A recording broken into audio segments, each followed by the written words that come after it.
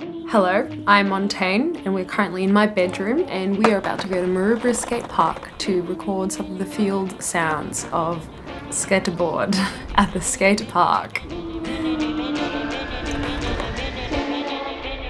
I chose a skate park because very recently I started getting into skating because of Tony Hawk Pro Skater 1 and 2 remastered on the PlayStation. And after a few plays of it, I was like, skateboarding is really cool. Well, it's not a bad score, but I did eat shit so many times.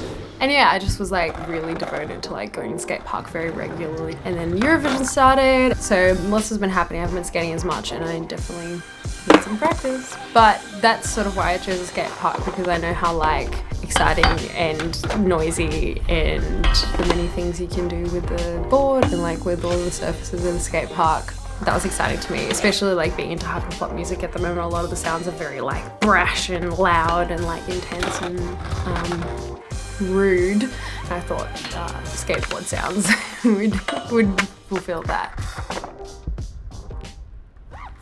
I expect because Maroubra Skate Park is like near the ocean, there's going to be quite a bit of wind, so it'll have to be about like selecting sounds that manage to escape the tyranny of the wind, figuring out how to apply them. I think a lot of them will be quite percussive probably, which is exciting because, you know, like beats form like a huge amount of like production in hyperpop. It's minimal layers but maximum sort of like sonic effect. Some of the sounds I'm hoping to get are just like your standard skateboard rolling along sounds, skateboard grinding on a rail. I myself will not be doing that grind because I can't, but I will be simulating it. So I think whatever I make will end up being run through iZotope Trash 2 a bunch and just like end up being this like incredibly noisy hyperpop style song. Should we go skate park?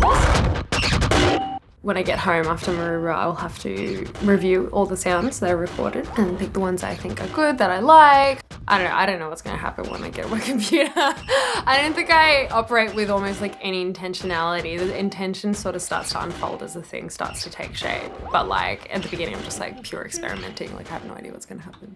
Well, firstly, the digital audio workspace that I use is Ableton Live 10. Most of the time we'll use like the internal like compressor and EQ8, delay and reverb and stuff like that. I also use some external software like Valhalla Room and Trash 2, ARIA-winning Trash 2. I like to use the OTT compressor by xiro Records for my vocals often. Yeah, I have a bunch of other things, but I think those are the things I probably use most. Like one of my favorite things that I've done on Trash 2 is run some vocals, some chopped up vocals through it and just made it sound like really strange and cool and catchy. I do a lot of that stuff. It's just like run very basic sort of ugly sounding instruments like a MIDI accordion or whatever through iZotope Trash 2, and it ends up like there's always some kind of preset on there that makes it sound rad, and I'll just have like 10 layers of different percussive sounds instead of putting into one drum rack because I just find it easier to like focus and input it that way.